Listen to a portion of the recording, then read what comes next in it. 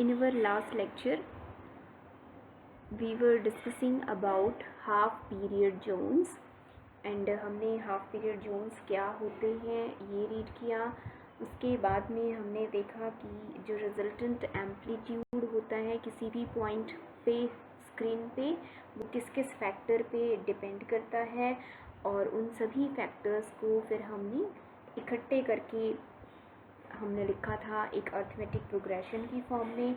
और ये देखा कि जो रिजल्टेंट इंटेंसिटी होती है किसी पॉइंट P पे, वो जो हमारा फर्स्ट हाफ पीरियड एलिमेंट होता है उसका जो एम्पलीट्यूड होता है उस एम्पलीट्यूड के हाफ अमाउंट के इक्वल ही आती है हमारी रिजल्टेंट एम्पलीट्यूड की value.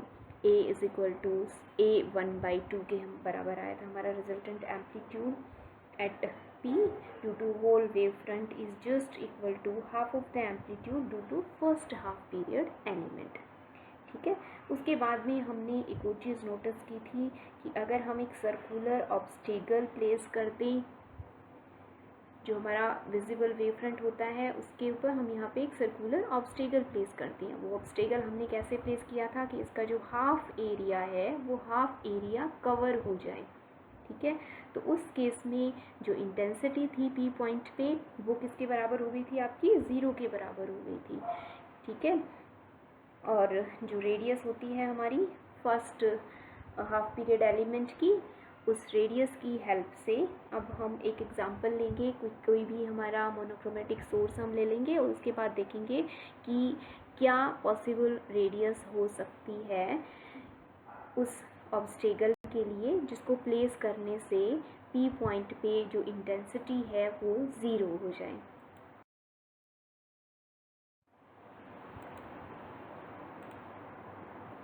So in case of light waves, let us suppose we are having a sodium monochromatic कोई हमारा सोर्स है of wavelength lambda and that lambda is equal to 5896 आर्मस्ट्रॉन्ग्स। कोई सोडियम लाइट हमने मान ली है कि भी सोडियम लाइट के केस में लैम्डा की वैल्यू हमारी इतनी होती है 5896 आर्मस्ट्रॉन्ग्स के बराबर, और जो P है वेव फ्रंट से स्क्रीन पर जो पॉइंट था P उसका जो डिस्टेंस है वो हमने मान लिया कि 100 सेंटीमीटर के बराबर है। Then radius of first half period element जो हमने फॉर्मूला डिराइव किया था √B इंटू लैम्डा, उसमें अगर हम ये दोनों वैल्यूज़ हमारी पुट करते हैं तो उसको सॉल्व करने के बाद हमारे पास जो वैल्यू आती है that is equal to 0.08 centimetre approximately, जो कि क्या है हमारे पास बहुत ही स्मॉल वैल्यू है। तो 0.08 मीन्स आप 0.8 mm कह सकते हो इसको।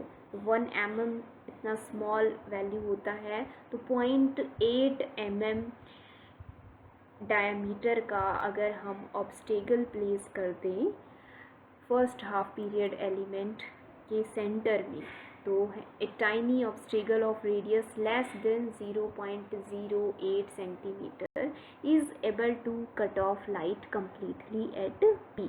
तो इतना स्मॉल आपका ऑब्स्टेकल स्क्रीन पे जो आप डिफ्रैक्शन इफ़ेक्ट देख रहे थे उसको रिमूव कर सकता है।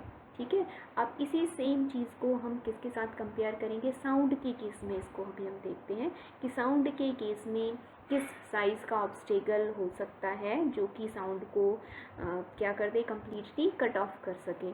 तो इन case of A sound wavelength lambda is very large, जो भी वेवलेंथ होती है हमारी वो काफ़ी लार्ज होती है in comparison to light. For example if wavelength of sound is 100 centimetre, कोई भी जनरल एग्जाम्पल यहाँ पे ले लिया है हमने, और B is equal to 100 centimetre.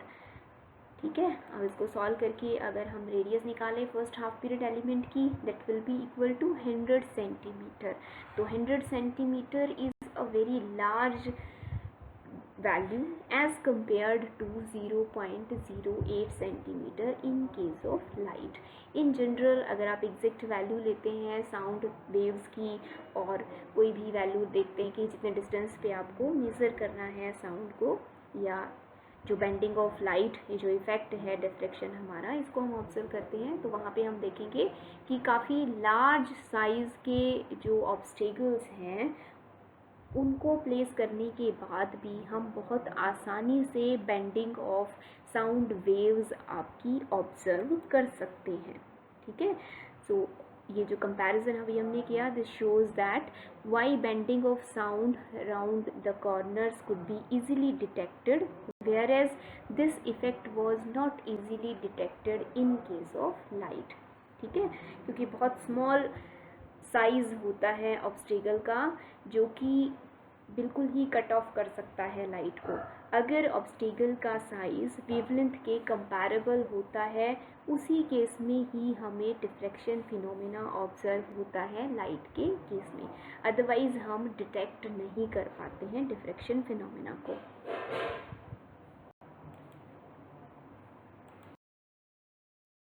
Now we will सी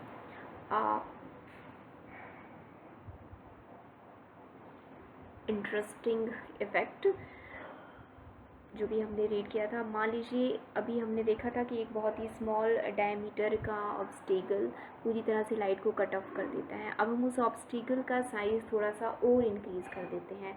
कितना हम इंक्रीज़ कर रहे हैं ऑब्स्टेकल का size? If the size of obstacle is increased so as to cover the whole of the first half period element, जो हमारा फर्स्ट जोन था उस जोन को हम कम्प्लीटली क्या कर दें, ब्लॉक कर दें किसी ऑब्स्टेकल की हेल्प से, then intensity of light observed at point P will be almost the same as that without of obstacle, ठीक है। इस पर्टिकुलर केस में जो इंटेंसिटी ऑब्जर्व होती है पॉइंट P पर स्क्रीन पे, वो बिल्कुल सेम हम ऑब्जर्व करते हैं जो कि कब थी, जब विदाउट कोई भी हमने ऑब्स्टेकल प्लेस किए जो इंटेंसिटी ऑब्जर्व की थी। It is because now the amplitude will become as, जो रिजल्टेंट एम्पलीट्यूड होगा पॉइंट P पर, वो अब किसके बराबर हम लिख सकते हैं, A1 को हमने पूरी तरह से ब्लॉक कर दिया, तो हम यहाँ पे A1 नहीं लिखेंगे, इसको हम A डबल डैश से लिख रहे हैं इस पर्टिकुलर केस में एम्पलीट्यूड को,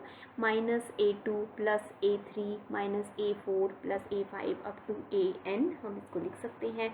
अब इसको उसी तरह से फिर से आप इसको पार्ट्स में डिवाइड कर लोगे और इन the and you will get, जो हमारी फर्स्ट टर्म होती है सिर्फ वही यहाँ पे रिमेनिंग रह जाएगी, तो that will be equal to -A2/2, ठीक है। इस केस में भी हम वैसे ही करेंगे, जो हमारी फर्स्ट टर्म है इसको 2 पार्ट्स में डिवाइड करके लिख लेंगे और अब A3 को हम 2 और 4 की टर्म्स में लिखेंगे। इसी तरह से जो यहाँ पे नेक्स्ट टर्म है इसमें हम इन A4 और A6 को यूज़ करके लिखेंगे, ठीक है। तो in the end we will get -A2/2 and resultant intensity क्या होती है आपकी, एम्पलीट्यूड के स्क्वायर के डायरेक्टली प्रोपोर्शनल होती है, then it will be directly proportional to A2 square divided by 4, ठीक है, which is nearly same as that must be A1 square by 4, जो हमने अर्लियर कैलकुलेट किया था ना, ये मैंने गलती से यहाँ पे A2 लिख दिया है इसको, this is A1 square by 4, that is intensity due to whole wave front. तो होल वेव फ्रंट के केस में हमें जो इंटेंसिटी ऑब्जर्व हो रही थी P पे, बिल्कुल वही सेम इंटेंसिटी हमें ऑब्जर्व होगी अगर हम एक लार्ज ऑब्स्टेकल, कितना large, first half period element के बराबर डायमीटर का अगर हम ऑब्स्टेकल प्लेस कर दें, सर्कुलर ऑब्स्टेकल, ठीक है। So if a small circular obstacle is placed at O, the centre of shadow of the obstacle at P may be well bright, ठीक। आप सेंटर में क्या प्लेस कर रहे हैं, ऑब्स्टेकल प्लेस कर रहे हैं, तो आप ये उम्मीद करेंगे कि जो भी P पॉइंट है वहाँ पे डार्कनेस आ जानी चाहिए, लेकिन हम वहाँ पे डार्कनेस नहीं ऑब्जर्व करते, हम वहाँ पे ब्राइटनेस ऑब्जर्व करते हैं। दैट्स वाई ये कह रहा है आपको कि centre of shadow of the obstacle at P may be well bright, ठीक है। तो ये जो कंक्लूजन का पार्ट है जिसमें हमने वेरियस चीज़ें हम जो डिस्कस कर रहे हैं, ये सारी आपके लिए इम्पॉर्टेंट हैं।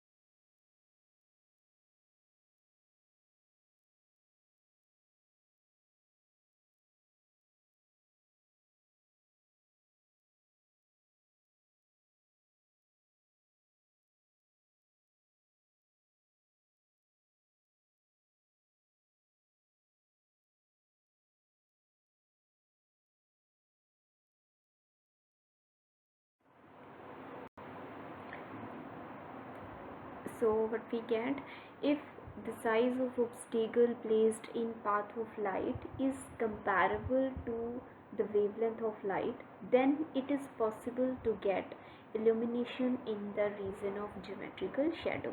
इसका मतलब क्या है कि जो ये फिनोमिना है diffraction, bending of light around the corners of obstacle, ये हम किस केस में ऑब्जर्व कर सकते हैं, जो भी अभी हमने एग्जांपल्स देखे. If the size of obstacle placed in path of light is comparable to the wavelength of light, तो जो भी वेवलेंथ हम यूज़ कर रहे होंगे उस वेवलेंथ के कंपैरेबल साइज़ का अगर हम ऑब्स्टेकल यूज़ करते हैं, then it will become easily possible to get illumination in geometrical shadow region. Otherwise diffraction phenomena हम observe नहीं कर पाते हैं.